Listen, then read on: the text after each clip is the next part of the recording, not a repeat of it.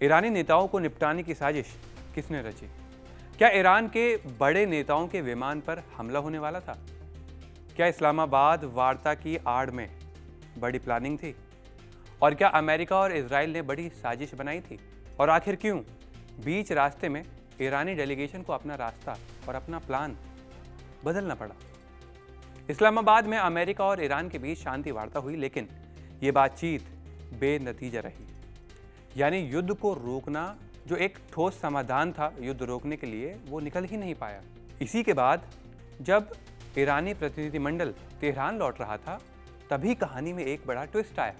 ईरानी राजनीतिक विश्लेषक के मुताबिक डेलीगेशन को पहले ही इनपुट मिल गया था कि उनके विमान पर हमला हो सकता है।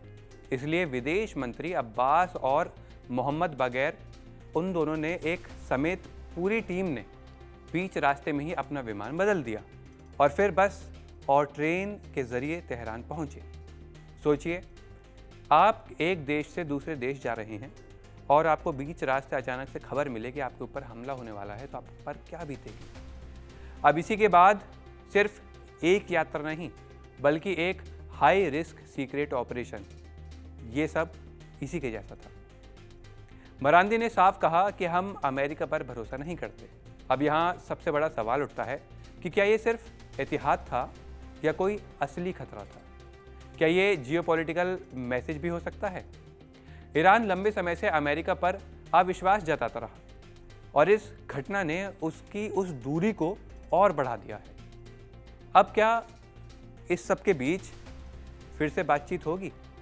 ये वो सवाल है जो इस वक्त ईरानी, अमेरिकी और इजराइल सबके मन में यही सवाल उठ रहा होगा। इस बीच डोनाल्ड ट्रंप ने यह भी कह दिया कि अगले 2 दिनों में फिर से शांति वार्ता हो सकती है। फिर से इस्लामाबाद में ही बातचीत की तैयारी चल रही है, लेकिन अभी तक कोई फाइनल डेट तय नहीं हुई।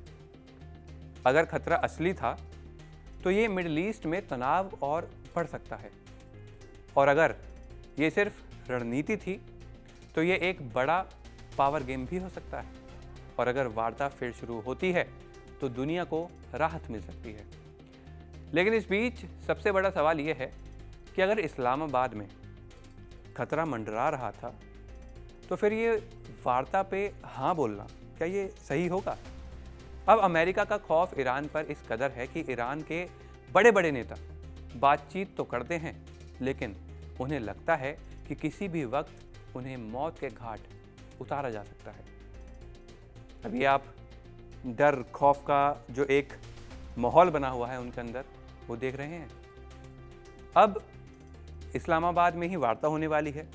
बातचीत विफल हो गई, लेकिन ईरानी प्रतिनिधिमंडल को गंभीर सुरक्षा का खतरा मंडराने लगा।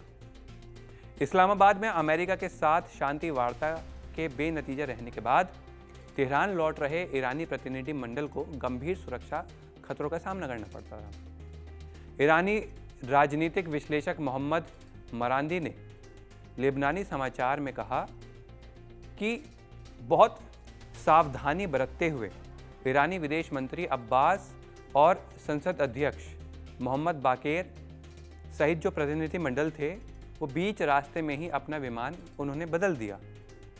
मोहम्मद मरांदी ने बताया कि प्रतिनिधिमंडल ने जहाज बदलने के साथ ही बस और ट्रेन से तेहरान पहुंचने का विकल्प अपनाया। अब एक बार आप सोचकर देखिए कि उस वक्त क्या वो खौफ, क्या वो टाइम होगा जब उन लोगों को लग रहा होगा कि शायद अब हमारे ऊपर हमला हो सकता है, और इसी वजह से उन लोगों का जो रास्ता था, जो रूट था, वो चेंज कर दिया गया, जो उनके पास जो विकल्प था वो भी बदल दिया गया। अब ईरानी प्रतिनिधिमंडल के साथ तेहरान विश्वविद्यालय के जो प्रोफेसर थे, वो भी इस्लामाबाद गए थे। उन्होंने कहा कि इस्लामाबाद जाते समय हमें सीधे तौर पर धमकी मिली थी कि हमारे विमान पर हमला हो सकता है। अब ईरान अमेरिका को धोखेबाज मानता रहा है।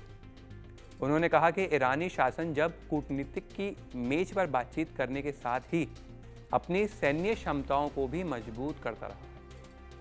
इस बीच अमेरिकी राष्ट्रपति डोनाल्ड ट्रंप ये भी कह रहे थे कि अगले 2 दिनों में फिर से पाकिस्तान में शांति वार्ता हो सकती है। कई मीडिया रिपोर्ट्स में अमेरिका और ईरान के बीच युद्ध खत्म करने के लिए बातचीत फिर से शुरू होने का दावा किया गया है।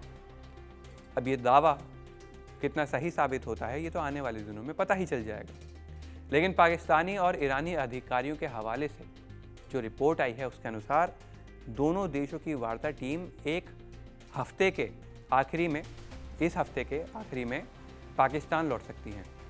वॉशिंगटन और तेहरान को इस्लामाबाद लौटने और चर्चा फिर से शुरू करने का प्रस्ताव भेजा गया है। हालांकि अभी तक कोई निश्चित तारीख तय नहीं हुई है।